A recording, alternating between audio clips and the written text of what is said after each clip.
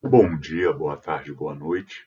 Eu sou o professor Rodrigo Coelho e nessa playlist nós temos diversos vídeos que falam sobre a evolução do debate internacional sobre o meio ambiente. A gente já destacou aqui a primeira grande conferência da ONU sobre esse tema, que ocorreu lá em Estocolmo, na Suécia, em 1972. Já falamos da Comissão Mundial do Meio Ambiente e Desenvolvimento, instalada pela ONU 10 anos depois, em 1982, e que teve como principal resultado o relatório Brundtland, em 1987. Já analisamos a Rio 92, o evento que recoloca o debate ambiental na agenda do mundo, e o Protocolo de Quioto, que foi acordado em 1997 na COP3. Mas nessa história toda, talvez esteja faltando explicar o que são essas COPs. E é exatamente isso que vamos tentar fazer logo após a vinheta.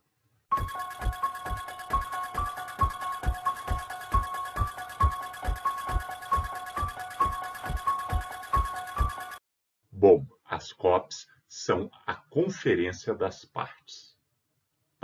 Que partes são essas? São as partes que assinaram a Convenção sobre a Mudança do Clima, que foi acordada na Rio 92. Um dos principais documentos acertados naquela conferência, a Convenção sobre a Mudança do Clima, traz um olhar extremamente preocupado sobre os gases do efeito estufa, principalmente o dióxido de carbono, CO2. E para isso, eles pensam em estratégias na linha de mitigação, importante para a gente ter menos emissão de gases na atmosfera e diminuir o aquecimento global, e na linha da adaptação. Ou seja, existem estragos que já são irremediáveis, nós não conseguimos mais voltar atrás e precisamos nos adaptar a eles. Então, a Convenção sobre Mudança do Clima deu grandes diretrizes a respeito de mitigação e adaptação, mas ela estabeleceu também que, periodicamente, seria necessário que todos aqueles que assinaram essa convenção se reunissem, primeiro, para prestar contas e possibilitar um monitoramento do cumprimento dos objetivos estabelecidos nessa convenção. E segundo, para pensar em questões mais específicas, no refinamento do que efetivamente se quer dizer com relação a elas. Então, por exemplo, uma COP que teve um resultado bastante importante foi a COP3, em 1997, que estabeleceu o Protocolo de Quioto. O que na Convenção sobre Mudança do Clima era simplesmente uma preocupação com a emissão de gases de efeito estufa e com o aquecimento global, no Protocolo de Quioto se tornou uma medida bastante específica que alguns países tinham que alcançar, ou seja, metas concretas para efetivamente enfrentar esse problema. Mas mesmo o Protocolo de Quioto deixou algumas questões entreabertas.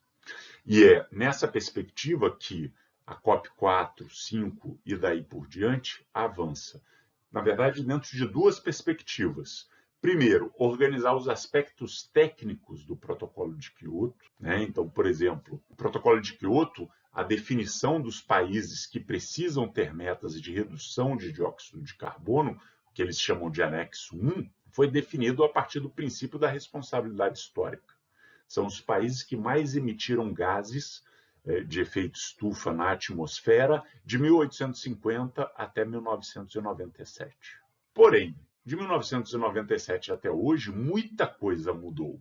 Vamos lembrar que em 1997 a China era um país de segunda divisão, não era o país que ele é hoje. Então, existe em várias COPs, em várias conferências da parte, nós temos uma discussão a respeito do abandono desse princípio de responsabilidade histórica, ou seja, de quem ao longo de toda a história foi que mais poluiu, para um olhar para esse momento atual. Quem é que hoje polui mais?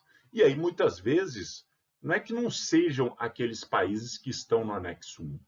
É que você precisaria incluir ali outros países que estão fora, como a China, como o Brasil e outros. Outro exemplo de uma questão técnica que precisa ser repensada com relação ao Protocolo de Quioto, por exemplo, são as áreas agrícolas. elas funcionam como sumidouros de gases de efeito estufa? Os Estados Unidos, durante um período, defendia essa teoria, que nunca conseguiu se estabelecer. Os verdadeiros sumidouros são florestas naturais, mares, oceanos e por aí vai, e não uma plantação, uma área agrícola. Mas você perceba que são discussões técnicas, discussões científicas, que dependendo do resultado delas, nós temos aí mudanças para um lado ou para o outro importantíssimas a respeito das responsabilidades de cada uma das partes. Um aspecto importante que nos ajuda a entender como é que se dá essa dinâmica dessa conferência das partes é a discussão a respeito de perdas e danos, que começou a ser cristalizada, ainda temos muitos debates a respeito disso, mas que começou a ser cristalizada na COP19, em Varsóvia. No começo do século XXI, em 2000, o maior banco de dados sobre desastres naturais do mundo registrou uma média de 341 desastres por ano. 341 desastres relacionados ao clima, ou seja, um aumento de mais de 44% em relação ao período 1994-2000, mais que dobrando os registros feitos entre 80 e 89. Com isso, a gente começa, no começo do século XXI, a resgatar um debate que, para alguns países, os pequenos estados insulares, ou seja, aqueles países que são pequenas ilhas, que existe ali na África, que existe na Ásia, pequenas ilhazinhas que estão passando com um problema à medida que o mar vai elevando o seu nível. E essas ilhas vão sendo inundadas. Então, já desde os anos 90, elas vão discutindo a criação de um fundo coletivo de seguro para ser incorporado nas convenções do clima. Só que essa proposta nunca foi aceita. Ela só começa a ser considerada quando, no século XXI, é publicado o 4º relatório do IPCC, que é o Painel Internacional para a Mudança Climática. Em 2007, eles lançam o seu 4º relatório e ali eles consolidam que existem alguns impactos da mudança do clima que são irreversíveis. Com isso, a gente avança e não se trata apenas mais de mitigar as agressões à natureza de tal forma a evitar esses impactos, mas também precisamos de adaptações para aqueles impactos que já são irreversíveis. Em 2008, na COP14, um ano depois da publicação desse relatório, novamente a Associação dos Pequenos Estados Insulares traz a sua proposta de um fundo de compensação.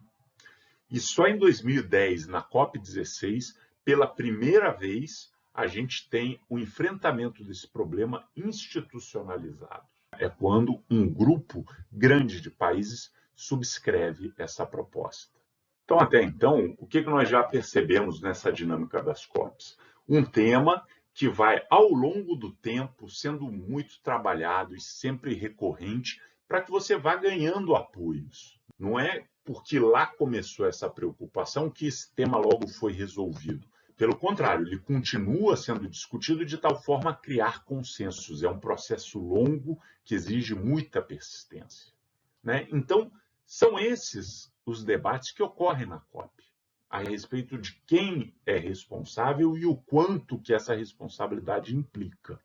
Em 2013, temos a COP19, que ocorre em Varsóvia, a capital da Polônia, e aí 4 dias antes da conferência, um tufão varre as Filipinas.